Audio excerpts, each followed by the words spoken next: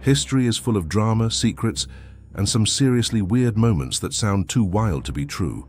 If you thought our last episode was strange, get ready because we are back with part 2, diving into 10 even weirder historical facts that will make you question everything you thought you knew about the past. From bizarre competitions to a dead pope put on trial, let's get started. Kicking things off at number 10, let's travel to 1920s Toronto, where a wealthy lawyer named Charles Vance Miller decided to play a prank on society from beyond the grave.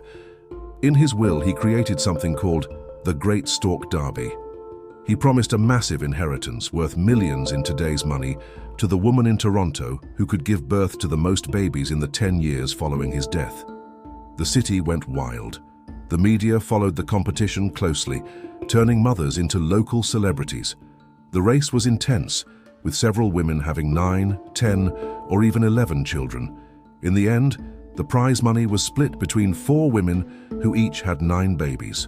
Miller's strange will caused a decade-long baby boom and a legal battle that captured the world's attention.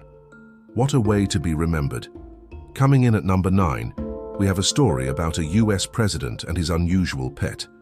Calvin Coolidge, the 30th president, was known for being a quiet and serious man, but his White House was practically a zoo. He had dogs, cats, birds, a donkey, and even a wallaby. But the most famous resident was Rebecca, a raccoon. She was originally sent to the White House to be served for Thanksgiving dinner. However, the Coolidges couldn't bring themselves to eat her. Instead, they adopted her. Rebecca was given a collar with the inscription White House Raccoon and would often be seen walking on a leash around the grounds or even attending state events. She had a mischievous side, often escaping her enclosure and causing a bit of chaos. It's a funny image, a serious president taking his pet raccoon for a walk. At number 8, we journey back to ancient Rome for a truly bizarre religious ritual. The Romans had a festival called Lupercalia, held in mid-February. It was a wild and chaotic fertility festival. The ceremony began with priests sacrificing a goat and a dog. Then, 2 young noblemen would have their foreheads touched with the bloody knife. The blood was then wiped off with wool soaked in milk, and the 2 young men were required to laugh. After that, the priests would cut strips from the sacrificed goat's hide, called thongs, and run around the Palatine Hill, naked or nearly naked, playfully whipping any woman they met. Women would actually line up for this, believing it would make them more fertile and ease childbirth. It was a chaotic, strange, and very public event that seems absolutely unbelievable by today's standards. Next up, at number 7, we have a classic government blunder from 1950s America. The US Air Force had a problem. They needed to know how much force a human body could withstand during a high-speed ejection from a jet.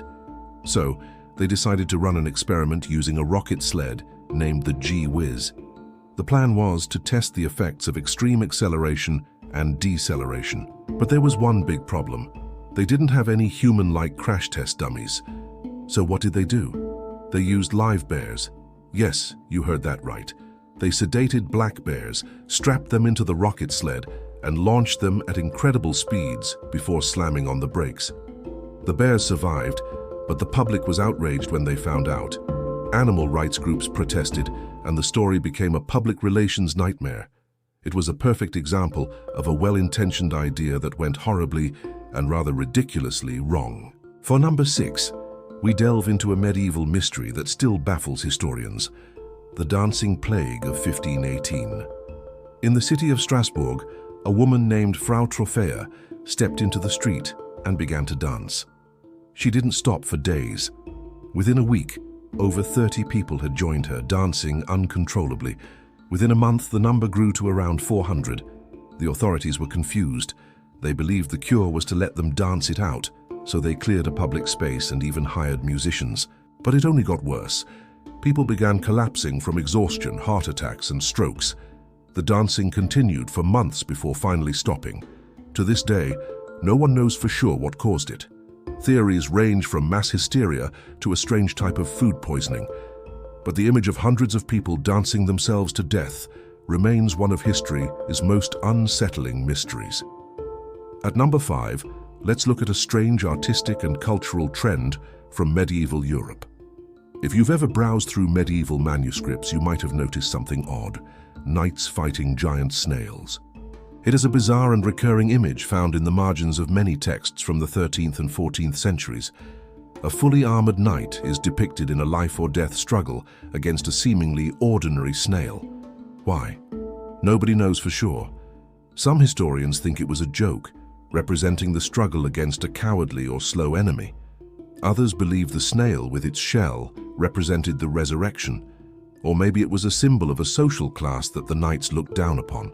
Whatever the reason, these snail battles are a hilarious and absurd little quirk of medieval art that shows us even centuries ago, people had a strange sense of humor. Fact number 4. Let's talk about one of the strangest rumors from ancient Rome, the Emperor Caligula and his very pampered horse, Incitatus. According to ancient sources, Caligula loved this horse so much that he gave it a marble stable, an ivory manger, and even servants whose only job was to take care of it. Some accounts claim he planned to make Incitatus a senator, yes, a horse, in the Roman Senate. Now, before you imagine a stallion wearing a toga and voting on laws, here's the catch. Historians think this story was probably exaggerated. It might have been Caligula's twisted sense of humor, or maybe his way of mocking the senators, basically saying, "Even my horse could do your job." So while Incitatus never actually held office, his name galloped into history as the most powerful horse that almost became a politician. Coming in at number 3, we visit a historical town with a law so strange it sounds fake. In the small English town of Olney during the 18th century, it was illegal to have a scolding wife. A woman who was deemed to be a common scold, meaning someone who argued or nagged too much in public, could be punished in a very unusual way. She would be forced to wear a scold's bridle, also known as a brank. This was a horrifying iron muzzle that locked over the head. It had a small plate that was inserted into the woman's mouth to hold down her tongue, making it impossible to speak. The woman would then be paraded through the town as a form of public humiliation. This bizarre and cruel law existed for centuries as a way to control women's speech, and it's a shocking reminder of how different social norms used to be. At number 2, we have a surprising story about one of history's greatest minds. Before he became the father of modern physics, a young Isaac Newton was a bit of a troublemaker, but in a very clever way. As a boy, he was fascinated with kites, but he wasn't content with just flying them. He decided to experiment. One night, he attached lanterns to his kite's tail. He then flew the kite in the dark, making the lanterns bob and weave in the sky. The local villagers were terrified. They had never seen anything like it and thought it was a ghost or a comet foretelling doom. Newton reportedly found the whole thing hilarious.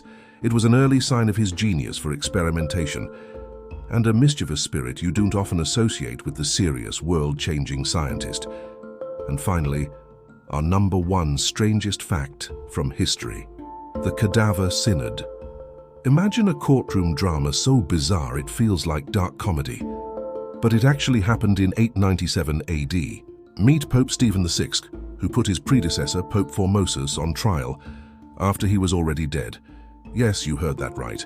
A dead pope was exhumed, dressed in papal robes, and propped up on a throne in front of the court.